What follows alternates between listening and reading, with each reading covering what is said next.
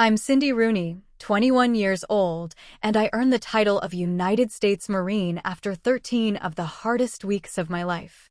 For years, I bent over backwards trying to win my family's approval, sacrificing sleep, opportunities, even my own sense of worth, just to hear a word of pride.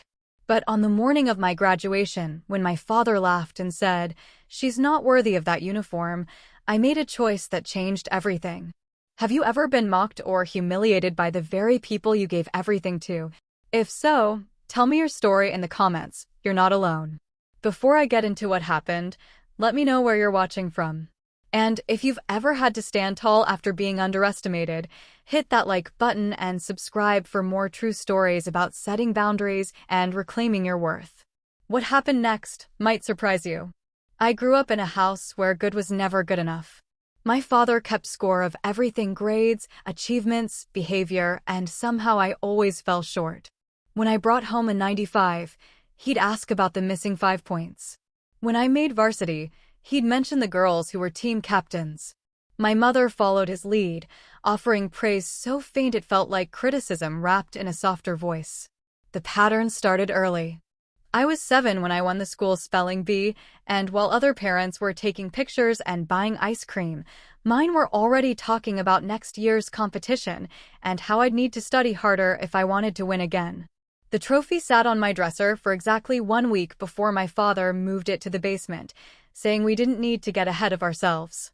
By high school, I'd learned to manage my expectations.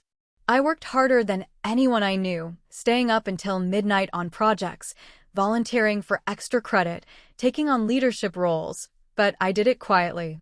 The hope was always there, buried deep, that one day they'd look at me with genuine pride. That one day, something I did would be enough. My junior year, I earned a full academic scholarship to college. The letter came on a Tuesday, and I remember reading it 3 times before I fully believed it. I ran downstairs with the paper in my hands, breathless and smiling wider than I had in months. My father was reading the newspaper at the kitchen table. He looked up when I started talking, listened to me explain about the scholarship, the honor, the recognition. When I finished, he nodded once and said, "Good. Now you won't be a financial burden." My mother patted my shoulder and said it was nice, but reminded me that scholarships came with expectations, and I'd need to work even harder now. The conversation lasted maybe 2 minutes before they moved on to discussing dinner plans. I stood there holding the letter, feeling like I'd just told them about the weather. That night, lying in bed, I made a decision that surprised even me. I was tired of performing for an audience that would never applaud. Tired of shrinking myself to fit into their narrow definition of worthy. I'd spent 16 years trying to earn something that wasn't for sale, and I was exhausted from the effort. The scholarship meant freedom, not just financial, but emotional. For the first time, I could make choices based on what I wanted instead of what might finally impress them. I could stop measuring myself against their impossible standards and start figuring out who I was when I wasn't trying to be perfect. College was different. My professors noticed my work. My peers respected my ideas. I discovered I was capable of leadership when I wasn't constantly second-guessing myself. I joined organizations, took on responsibilities, made friends who actually celebrated my successes instead of immediately pointing out what could be better. But even with all that distance and growth, part of me still hoped things would change at home.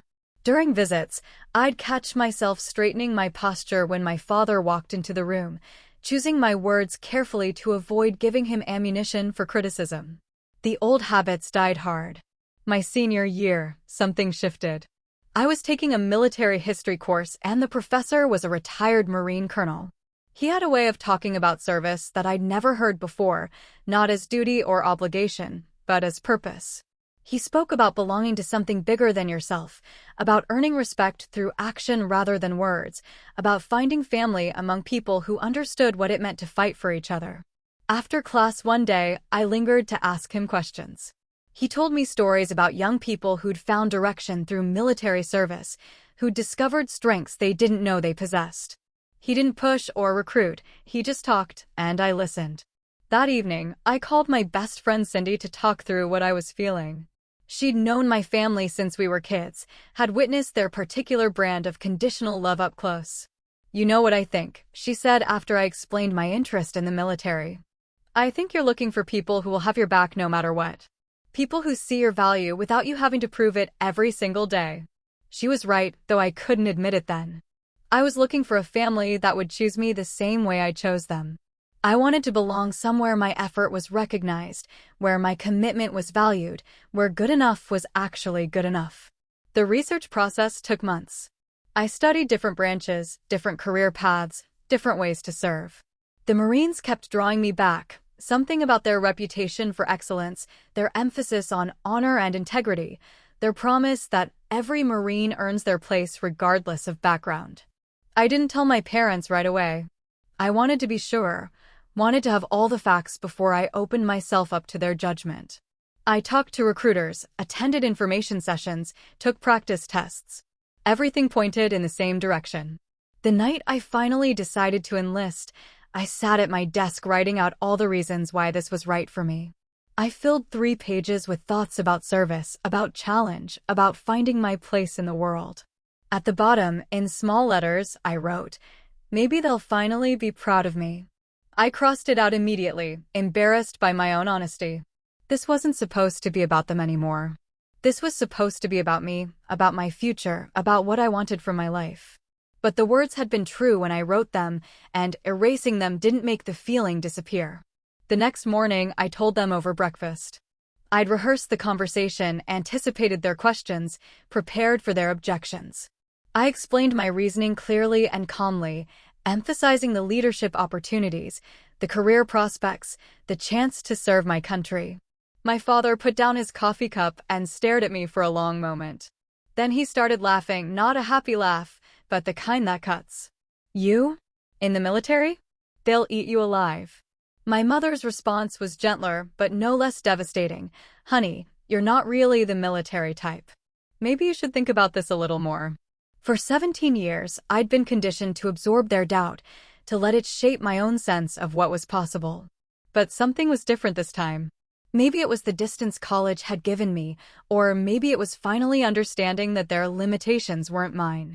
Whatever it was, I heard their words and felt something I'd never felt before, determination instead of devastation. "I've already signed the papers," I said quietly. "I leave for boot camp in 3 months." The silence that followed was thick with everything we'd never said to each other. When I first mentioned enlisting to extended family at my cousin's wedding, the comments started immediately. My uncle laughed and said I'd probably wash out in the first week. My aunt asked if I was sure I was tough enough for military life. They weren't being cruel, exactly, they thought they were being realistic. But their realism felt like a judgment of everything I was and everything I could become. At family dinners, the teasing became routine. They'd joke about me dropping and giving them 20, or ask if I was practicing my salute. When I started working out more seriously to prepare for training, they'd make comments about me playing soldier. The tone was light, almost affectionate, but there was an edge underneath that made it clear they didn't take any of this seriously. My father's friends got involved too. During a barbecue, one of them looked me up and down and said, "You sure you're cut out for this? The military's not for everyone." Another asked if I'd considered easier options, like the Coast Guard or the Air Force, as if my choice of the Marines was some kind of mistake that needed correcting. The worst part was how they talked about it when they thought I wasn't listening. I'd walk into a room and catch the end of conversations about how I was going through a phase, how I'd come to my senses eventually. They made bets about how long I'd last. My father's voice carried when he told his brother, "Give it 6 months. She'll be back home with her tail between her legs." I started avoiding family gatherings when I could, making excuses about work or school. But some events were unavoidable, and I'd find myself sitting through dinner while they peppered me with questions designed to highlight how unprepared I was. They'd ask about weapons training, about combat scenarios, about whether I was ready to take orders from people younger than me. Every question felt like a test I was expected to fail. My mother tried to soften it sometimes, redirecting the conversation or changing the subject. But she never defended me directly, never told them to back off or that their comments were inappropriate. Her silence felt like agreement, like she was just as convinced as they were that I was making a mistake. Friends from college had different reactions. Some were supportive, even excited for me. Others were confused but respectful. But my family's doubt was louder than any encouragement I received elsewhere. Their voices followed me to the gym, whispered in my ear during practice tests, made me question myself in quiet moments when I was already struggling with fear about what lay ahead. The comments escalated as my departure date approached. What started as gentle teasing became more pointed, more personal. They questioned my motives, suggested I was running away from problems rather than facing them.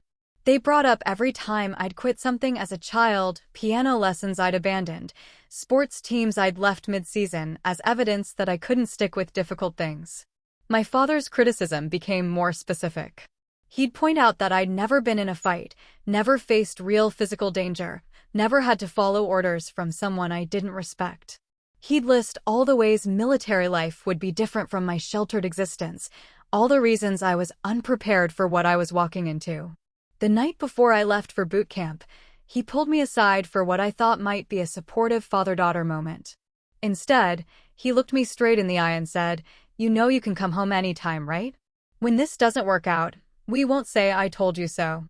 It was meant to be reassurance, but it felt like prophecy. Like he'd already written the story of my failure and was just waiting for me to live it out. I nodded and thanked him because I didn't know what else to do. But lying in bed that night, I made a promise to myself that I'd prove them wrong, whatever it took. The skepticism wasn't entirely unfounded. I wasn't the obvious choice for military service. I was quiet, bookish, more comfortable with ideas than action. I'd never been particularly athletic or aggressive. In high school, I was the girl who reminded teachers about homework assignments, not the one who got in trouble or pushed boundaries. But what they didn't understand was that I'd been training for this my whole life without knowing it. Every time they'd told me I wasn't good enough, I'd found a way to get better. Every time they'd expected me to quit, I'd dug in deeper. Their doubt had become my motivation, and I was ready to use 17 years of stored determination to prove that they'd underestimated me. Boot camp would either validate their predictions or shatter them completely. Either way, I was about to find out who I really was when everything comfortable was stripped away. Graduation day was supposed to be the vindication I'd been working toward for 13 weeks. I'd survived everything the drill instructors could throw at me, the physical challenges, the mental pressure, the complete reconstruction of who I thought I was. I'd earned my place among Marines, earned the right to call myself one of them. After months of proving myself to the toughest critics I'd ever faced, I was ready to show my family what I'd accomplished.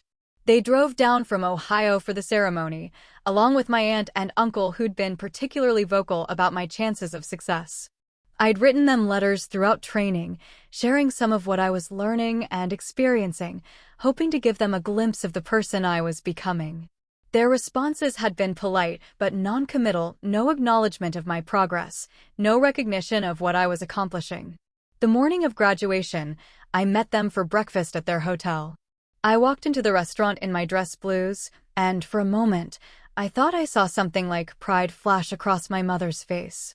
But my father's first comment was about how the uniform made me look older, not in a good way. My uncle joked about whether I'd learned to march in a straight line yet. During the meal, they asked questions about what would happen after graduation, whether I was having second thoughts, whether the military was really what I'd expected. Every question felt loaded, like they were fishing for evidence that I was ready to admit this had all been a mistake. When I talked about my future assignments, about the training I'd receive, about the career path I was excited to pursue, they nodded politely but didn't engage with any real enthusiasm. My aunt made a comment about how different I seemed, and not entirely in a positive way. She said I was more serious, less fun than I used to be. My father agreed, saying military life had made me rigid, that I'd lost some of my personality. The implication was clear. The Marines had taken something from me rather than giving me something valuable. As we walked toward the parade ground for the ceremony, I could feel the distance between us growing with every step. Here I was, about to graduate from one of the most challenging training programs in the world, and they were treating it like a phase I needed to grow out of. They weren't seeing me as a Marine, they were seeing me as their daughter who was playing dress-up. We found seats in the stands, and I left them there to join my fellow graduates.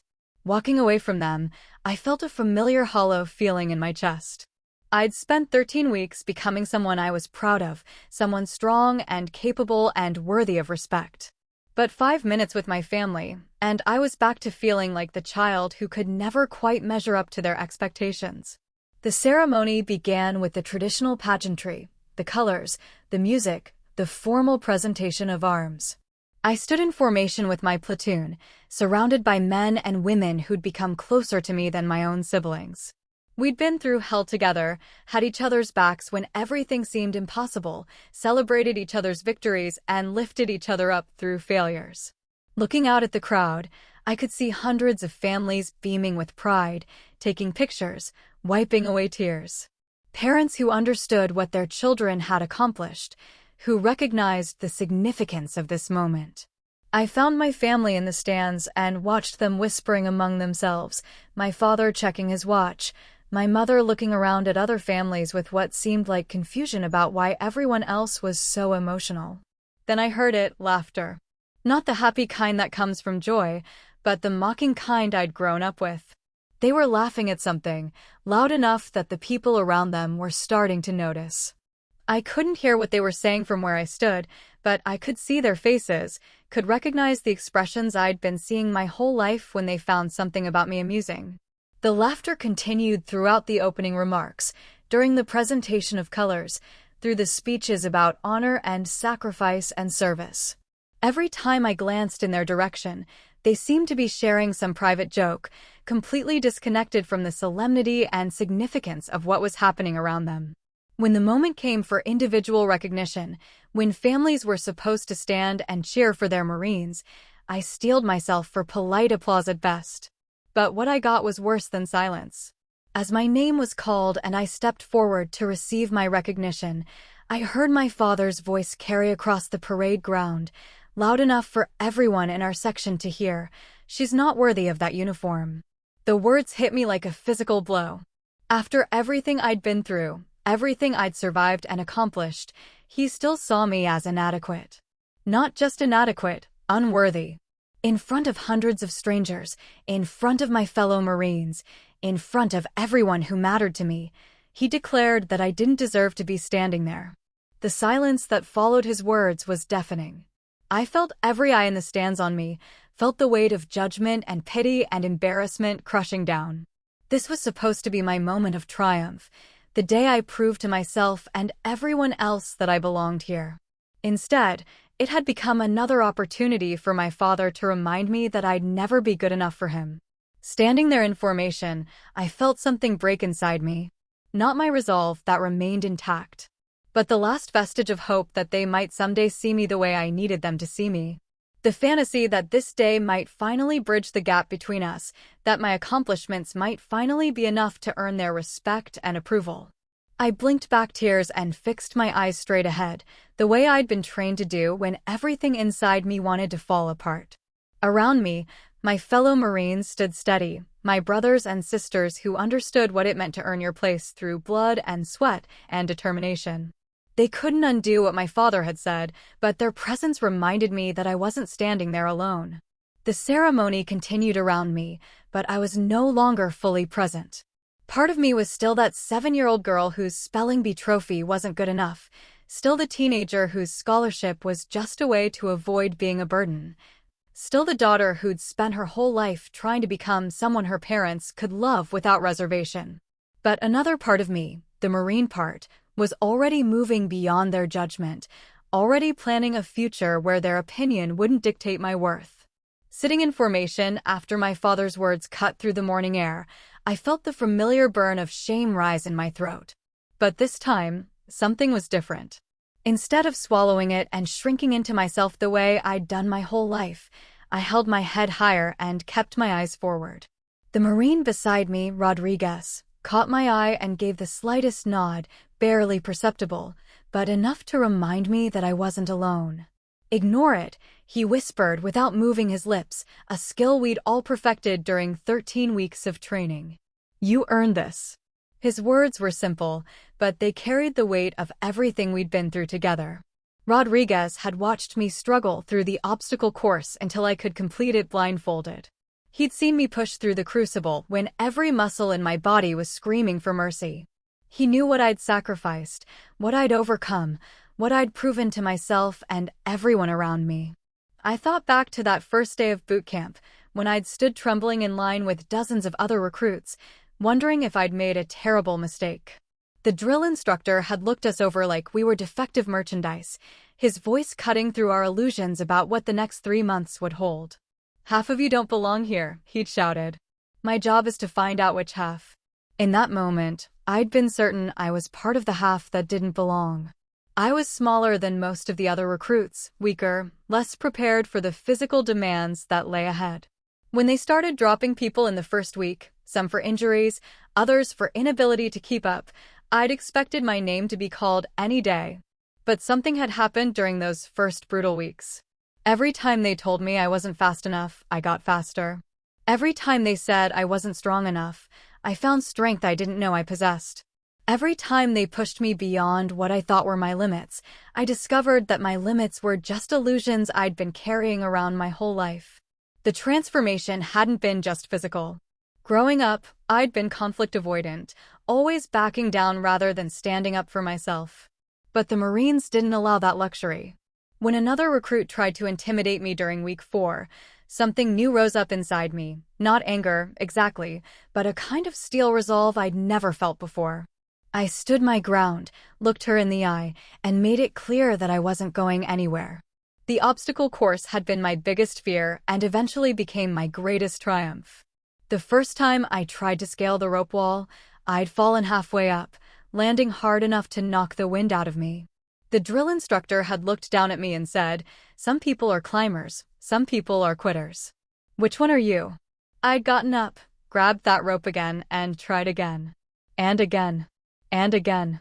It took me 2 weeks longer than anyone else in my platoon, but the day I finally made it over that wall, the cheers from my fellow Marines were louder than anything I'd ever heard. They'd watched me fail and get back up so many times that my success felt like their success too. The crucible had been different, not just a test of physical ability, but of everything we'd learned about being Marines. 54 hours of challenges designed to push us beyond exhaustion, beyond comfort, beyond the point where we could rely on individual strength alone. We'd had to work as a team, trust each other completely, refuse to leave anyone behind. During hour 38, when my legs were shaking and my vision was blurring from fatigue, I'd wanted to quit more than I'd wanted anything in my life. But Rodriguez and Jackson had flanked me, literally holding me up when I couldn't hold myself up. They'd carried my pack when I couldn't carry it myself, shared their water when mine was empty, reminded me why I was there when I'd forgotten. That's when I'd understood what my family had never grasped. Strength isn't just about individual achievement. It's about being worthy of other people's trust, about proving that you'll be there for them when everything falls apart. My fellow Marines hadn't cared about my test scores or my college degree or any of the things my family used to measure worth. They'd cared about whether I'd have their backs when it mattered, and I'd proven that I would. The night before graduation, our drill instructor had given us his final speech. He'd looked at each of us individually, these people who'd arrived as confused recruits and were leaving as Marines. When his eyes met mine, he'd nodded once, the kind of acknowledgement that meant everything because it was earned, not given. "You're not the same people who walked in here 13 weeks ago," he'd said. "Some of you didn't think you'd make it. Some of your families didn't think you'd make it. But you're here because you chose to be here, every single day, even when it was harder than anything you'd ever done before." Sitting in formation now, listening to my father's words echo across the parade ground, I realized that nothing he said could take away what I'd learned about myself. He could question my worthiness, but he hadn't been there when I'd proven it to the only people whose opinions truly mattered, my fellow Marines and myself. The drill instructor's voice came back to me. "A Marine is made, not born. You've all been made, forged by fire and pressure and the refusal to quit when quitting would be easier." I had been made. Not by my family's expectations or their approval, but by my own determination and the brotherhood of people who'd seen me at my weakest and helped me become my strongest. Their laughter couldn't unmake what had been forged in me over these 13 weeks. Quietly, sitting straighter in formation, I made a promise to myself. Their words wouldn't define this day, wouldn't diminish what I'd accomplished, wouldn't determine who I was or who I would become. For the first time in my life, I had proof that I was enough, not because someone else said so, but because I'd tested myself against the hardest standards I could find and emerged victorious. Whatever happened next, whatever they said or didn't say, I would stand proud. Not for them, but for me, and for the Marines sitting beside me who knew exactly what that pride had cost. The ceremony continued around me, but I was ready now. Ready for my name to be called, ready to stand and be recognized, ready to claim my place among Marines regardless of whether my family understood what that meant. I'd spent 13 weeks learning to be proud of myself, and no one could take that lesson away from me. When the drums began, I felt the familiar military precision settling over the ceremony like a ritual I'd learned to love. The deep, rhythmic beat that meant something important was about to happen, something that connected us to every Marine who'd come before us and every Marine who would come after. I'd been through enough ceremonies now to know that the drums meant, pay attention, stand ready, prepare to honor something bigger than yourself. I braced myself for the standard progression, the march, the salutes, the formal recognition of our achievement. What I hadn't braced for was the internal work I was doing, the way I was consciously choosing to let my family's reaction fade into background noise. For once in my life, I wasn't going to shrink to accommodate their discomfort or their disapproval. This was my moment, earned through blood and sweat, and the kind of determination I'd never known I possessed. I'd survived 13 weeks of the most challenging training in the world, not because I was naturally gifted or because it came easily, but because I'd refused to quit when quitting would have been the logical choice. Every day, I'd made the decision to stay, to push through, to become worthy of wearing this uniform. My decision was simple but revolutionary for someone who'd spent 21 years trying to manage other people's expectations. I would stand proud regardless of what they said or didn't say, what they felt or didn't feel, what they understood or failed to understand about what I'd accomplished. Growing up, I'd measured my worth by their reactions. A smile meant I was good, silence meant I was average, criticism meant I was failing. I'd organized my entire sense of self around their approval, changing my behavior, my interests, my goals to try to earn something that was apparently not for sale. But the Marines had taught me a different way to measure worth, through action, through commitment, through the respect of people who knew what it meant to earn their place. My drill instructors hadn't cared about my family's opinion of me. My fellow recruits hadn't been impressed by my college degree or my scholarships. What mattered here was simple. Could I do the work? Could I be trusted? Could I prove that I belonged among warriors? The answer was yes. Not because someone told me so, but because I demonstrated it day after day, challenge after challenge, failure after failure until failure became learning and learning became mastery. Sitting in formation, I felt something I'd never experienced before, complete ownership of my achievements. This wasn't something that had happened to me or been given to me. This was something I'd built with my own hands, forged in my own fire, created through my own refusal to accept limitations, theirs or mine. The drums grew louder, more insistent, and I could feel the energy building in our ranks. Whatever was about to happen, we were ready for it. We'd been trained to be ready for anything, to adapt and overcome, to face challenges head-on rather than hoping they'd disappear. I thought about the night before, when Rodriguez had asked me if I was nervous about the ceremony. A little, I'd admitted. Not about the ceremony itself, but about after. About what comes next. He nodded like he understood. The hardest part isn't proving yourself to the core, he'd said. The hardest part is figuring out how to live with people who never saw you prove it. At the time, I'd thought he was talking about the civilian world, about the challenges of maintaining military values in a non-military environment. Now I realized he'd been talking about something more personal, about the family members and old friends who would always see you as the person you used to be, not the person you'd become.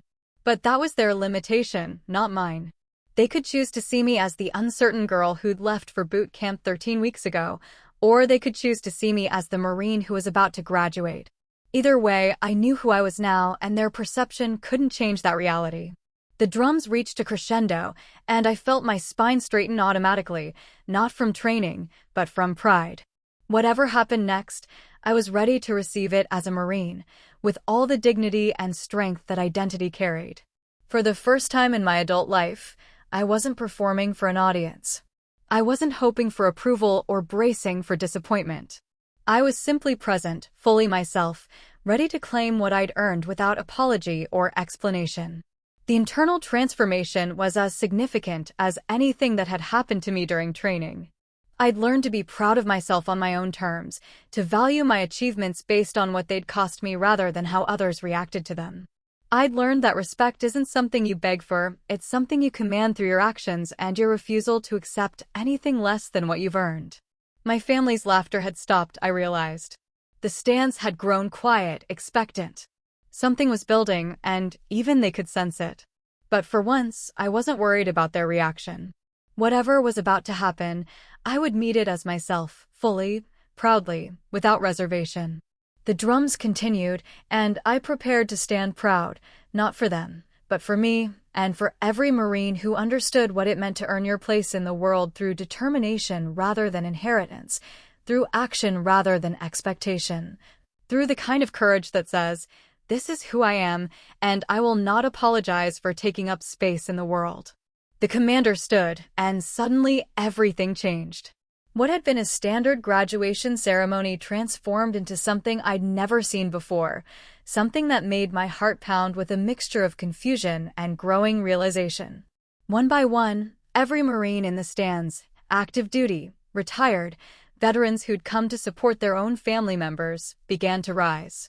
It started with the front rows, the senior officers and NCOs, their movements precise and deliberate. Then it spread backward like a wave, row after row of Marines standing in perfect unison. Within moments, there were 200 Marines on their feet, and the silence was deafening. I'd never seen anything like it. This wasn't part of the standard ceremony protocol. This was something else entirely, something spontaneous and powerful that was happening in real time, building momentum with each Marine who chose to stand. Then the voices began. One voice called out my name, clear and strong across the parade ground. Then another. Then another. Within seconds, 200 Marines were calling out my name in unison, their voices carrying across the field like a battle cry. Private Cindy Rooney. The sound rolled over me like thunder, like validation, like the voice of every person who'd ever believed I could do this when I didn't believe it myself. As one, every standing Marine raised their hand in salute. 200 hands cutting through the air with military precision, 200 Marines rendering the highest honor they could give to one of their own. The sight was overwhelming, a sea of dress blues and white gloves, faces I knew and faces I'd never seen, all united in this moment of recognition. I felt tears threatening and blinked them back, holding my military bearing even as something inside me cracked open. This wasn't just about me. This was about every Marine who'd ever been told they didn't belong, every person who'd had to fight for their place, every individual who'd been underestimated and had chosen to prove their worth through action rather than argument. The salute held for what felt like eternity, but was probably only seconds. 200 Marines maintaining perfect military courtesy, honoring not just my individual achievement, but what that achievement represented, the proof that belonging is earned, not inherited, and that the opinion of people who've never tested themselves against the same standards is ultimately irrelevant. Rodriguez was grinning beside me, his own eyes bright with emotion. "That's for every time they said you couldn't," he whispered. "That's for every time you proved them wrong." I risked a glance toward the stands where my family sat. The transformation was immediate and unmistakable. My mother's hand was pressed to her mouth, her program forgotten on the ground at her feet. Her eyes were wide with what looked like shock, maybe even awe, as she processed what she was witnessing. My father's expression was harder to read. The confident dismissal was gone, replaced by something that might have been confusion, might have been recognition that he'd fundamentally misunderstood something important. He was staring at the display before him, 200 of America's finest rendering honors to his daughter, and for perhaps the first time in his life, he had no immediate criticism to offer. My aunt and uncle looked stunned, their earlier mockery forgotten in the face of this overwhelming show of respect and recognition. They were surrounded by Marine families who understood exactly what was happening, who were wiping away tears and applauding, who knew they were witnessing something special. The salute ended as precisely as it had begun, 200 hands dropping in perfect unison. But the Marines remained standing, their presence a testament to something larger than individual achievement. They were standing for the Corps, for the values we all shared, for the understanding that when one Marine succeeds against odds, all Marines are honored. The commander's voice cut through the silence. Ladies and gentlemen, you have just witnessed the finest tradition of the Marine Corps, Marines honoring Marines, recognizing not just achievement, but the courage it takes to earn your place among us. I felt the words settle into my bones like truth I'd been waiting my whole life to hear. This was what belonging looked like. Not the conditional acceptance I'd grown up with, not the grudging acknowledgement of people who'd never really believed in me, but the wholehearted embrace of people who'd seen me tested and found me worthy. The ceremony continued, but everything had shifted. The energy in the crowd was different, charged with the recognition that something significant had just happened. My family sat in stunned silence, while Marines around them nodded their approval, understanding exactly what they'd just witnessed. When my name was called for individual recognition, I stepped forward with a confidence I'd never felt before. The applause was thunderous, not just from my fellow graduates, but from every Marine in attendance, every family member who understood what it meant to earn this moment. Walking across that stage to receive my certificate, I carried with me the voices of 200 Marines who'd declared me worthy, who'd seen past my family's doubt to the truth of what I'd accomplished. Their salute had been a gift, but more than that, it had been a mirror reflecting back to me the person I'd become when I stopped trying to be the person others expected me to be. The handshake with the commanding officer, the formal presentation of my certificate, the photographs, all of it felt surreal after what had just happened. But as I stood there in my dress blues, surrounded by my fellow Marines, I realized that this moment would be the dividing line in my life. Everything before it had been preparation, everything after it would be lived with the knowledge that I'd been tested and found worthy by people whose opinion actually mattered. My family would have to reckon with what they'd witnessed, with the gap between their perception of me and the reality that 200 Marines had just acknowledged. But that was their work to do, not mine. My work was simpler, to live up to the honor that had just been given to me, to be worthy of the trust these Marines had placed in me, to carry forward the knowledge that I belonged exactly where I was, wearing exactly what I'd earned. After the ceremony ended and the formal congratulations were finished, my family approached me with expressions I'd never seen before. The easy dismissal was gone, replaced by something that looked almost like uncertainty. For people who'd spent 21 years being sure about my limitations, they seemed suddenly unsure of everything they thought they knew. My mother reached me first, her program still clutched in her hand though she'd picked it up from where it had fallen. That was incredible, she said, her voice smaller than I'd ever heard it. I had no idea. I mean, we didn't realize. She trailed off, and I could see her struggling to find words for something she'd never had to articulate before. How do you acknowledge that you've been fundamentally wrong about someone for their entire life? How do you admit that your child has achieved something you didn't think they were capable of, in front of people who clearly understood their worth better than you did? My father approached more slowly, his usual confidence replaced by something that looked almost like caution. The man who'd spent my childhood pointing out my shortcomings, who dismissed my achievements and questioned my choices, seemed to be seeing me clearly for the first time. We didn't mean it like that, he said quietly, referring to his earlier comment about my worthiness. The words felt hollow, not because I thought he was lying, but because I realized it didn't matter anymore whether he'd meant it or not. He'd said it, it had revealed something true about how he saw me, and no amount of backtracking could change that. My aunt and uncle hung back, clearly uncomfortable with the shift in dynamics. They'd come expecting to witness my struggle through some misguided phase, maybe even my failure. Instead, they'd watched me receive honors they didn't understand from people whose respect was clearly hard-won. Those Marines, my uncle said, they all stood up for you. It wasn't a question. but I nodded anyway. They did. Why? The question came from my father, and I could hear genuine confusion in his voice. He was trying to understand what he'd witnessed, trying to reconcile the daughter he thought he knew with the Marine those 200 people had chosen to honor. I looked at him for a long moment, this man who'd shaped so much of my self-doubt, who'd taught me to measure myself by other people's standards. For the first time in my life, I felt sorry for him rather than angry. He genuinely didn't understand what he'd just seen because he'd never experienced anything like it himself. Because I earned it, I said simply. Because they know what it cost, and they think it was worth it. The conversation continued for a few more minutes, but I could feel myself pulling away emotionally. They were trying to bridge the gap with words, trying to repair 21 years of conditioning with a few awkward sentences. But the damage wasn't something that could be fixed with explanation or apology. Later that evening, at the dinner they'd planned to celebrate my graduation, they made more efforts. They asked questions about my training, about what came next, about my plans for the future. But their questions felt different now, less like challenges to my judgment and more like genuine attempts to understand something they'd missed. My mother kept looking at me like I was a stranger, which in many ways, I was. The daughter who'd left for boot camp had been seeking their approval, trying to become someone they could be proud of. The Marine who'd returned had learned to be proud of herself, and that transformation was apparently visible in ways I hadn't expected. "You seem different," she said over dessert. "More confident, I guess. More sure of yourself."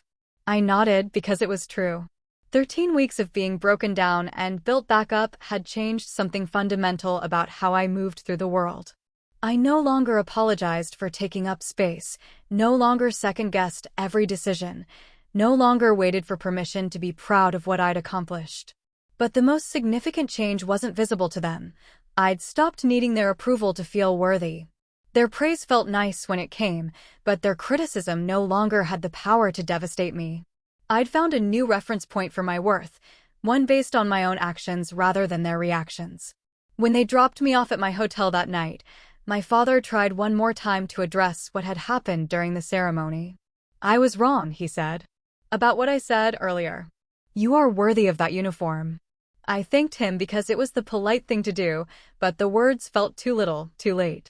He was trying to correct a mistake, but he was missing the bigger picture.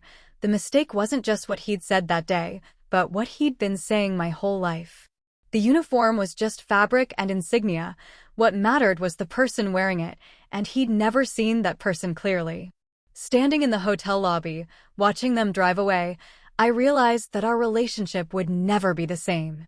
Not because I was angry, I wasn't, not anymore, but because I'd outgrown the need for their validation. I'd found something better, self-respect earned through action, belonging earned through commitment, pride earned through the kind of testing that reveals who you really are when everything comfortable is stripped away. They could choose to rebuild their understanding of who I was, or they could hold on to their old perceptions. Either way, I was moving forward with the knowledge that I belonged exactly where I was, surrounded by people who understood what I'd accomplished because they'd accomplished it themselves. The girl who'd left for boot camp seeking their approval was gone. In her place stood a Marine who'd learned that the most important opinion was her own, and that she'd finally earned the right to think highly of herself. 3 years have passed since that graduation day, and the distance between who I was then and who I am now feels like a lifetime. I'm stationed in Camp Pendleton now, leading a squad of Marines who remind me every day why I chose this life. Some of them are kids barely out of high school, some are veterans of multiple deployments, but they all share the same thing I learned in boot camp, that respect is earned, not inherited. My family still struggles to understand the choice I made. During phone calls home, they ask when I'm going to get a real job, as if serving my country isn't real enough for their definition of success. They've never quite recovered from that graduation day, from the moment when their assumptions about me were challenged by 200 Marines who saw something they'd missed. My mother tries harder now. She sends care packages, asks about my Marines, remembers the names of people I mention in my letters. It's progress, but it feels like she's trying to love a stranger, the daughter she thought she knew versus the woman I actually became. Sometimes I catch her looking at me during visits like she's trying to solve a puzzle, trying to figure out where the quiet, approval-seeking girl went. My father's approach has been different. He's become almost deferential, asking my opinion on things he never would have consulted me about before. It's like he's overcorrecting, trying to make up for 21 years of dismissal with sudden respect he doesn't quite know how to express. When he introduces me to his friends now, he mentions my rank, my deployments, my achievements. But it feels performative, like he's proud of the idea of having a Marine daughter more than he understands what that actually means. The truth is, I've stopped needing them to understand. Their approval was the carrot I chased for most of my life, but I've learned to run without it. The Marines I serve with, the ones I lead, the ones who've had my back in situations my family can't even imagine, they're my family now in ways that matter more than shared DNA. Last month, Rodriguez got married, and I was in his wedding party. During his speech, he talked about the bonds formed under pressure, about finding your tribe among people who choose you rather than people who are stuck with you by accident of birth. Sitting at that reception, surrounded by Marines and their families who understood exactly what he meant, I felt more at home than I'd ever felt at my childhood dinner table. The lesson from that graduation day has stayed with me. Respect isn't something you beg for or negotiate for or hope someone will eventually give you out of obligation. Respect is something you command through your actions, your integrity, your willingness to stand up for what matters even when it's difficult. I wear my service with pride now, not because my family finally approves, but because I've proven to myself and the people who matter that I earned my place. Every day, I get to wake up knowing that I'm worthy of the trust placed in me, worthy of the uniform I wear, worthy of the respect I've commanded through 3 years of consistent service and leadership. My Marines don't care about my college degree or my family's expectations or any of the things I once thought defined my worth. They care about whether I'll make the right decisions under pressure, whether I'll fight for them when they need an advocate, whether I'll be the kind of leader they can follow into difficult situations. And every day, I prove that I can be exactly that kind of leader. During my last promotion ceremony, I looked out at the crowd and saw faces that mattered, fellow Marines who'd served alongside me, officers who'd watched me grow into my role, junior Marines who looked up to me the way I'd once looked up to my senior leaders. My family was there too, but they weren't the center of my universe anymore. They were just part of the larger community that had gathered to acknowledge my achievements. When the ceremony ended, my father approached me with something that looked almost like awe. "I'm proud of you," he said, and I could tell he meant it. "Thank you," I replied, and I meant that too. But his pride felt different now, nice to have, but not essential to my sense of self-worth. I'd learned to be proud of myself first, and his approval was just a bonus rather than a necessity. The girl who'd gone to boot camp seeking external validation was gone, replaced by a woman who understood that the most important recognition comes from people who've been tested the same way you have, who understand what it costs to earn your place among warriors. Standing there in my dress blues, surrounded by Marines who'd seen me prove myself again and again, I realized that I'd finally found what I'd been looking for my whole life. Not their approval, not their understanding, but my own unshakable knowledge that I was exactly where I belonged, doing exactly what I was meant to do, worthy of exactly the respect I'd earned through action rather than inheritance. The lesson was clear and permanent. Respect isn't begged for, it's earned, and sometimes demanded.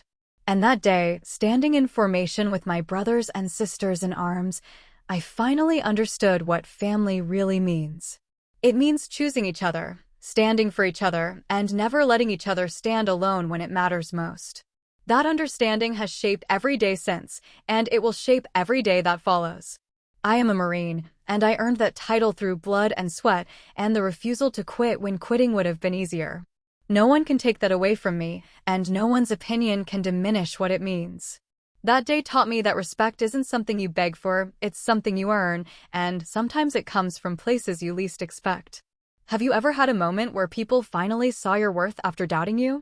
Or a time when standing tall shut down the voices that tried to hold you back? Share your story in the comments. I'd love to hear it. And if you believe respect is earned, not given, hit that like button, subscribe, and join me for more true stories about finding your strength and standing your ground.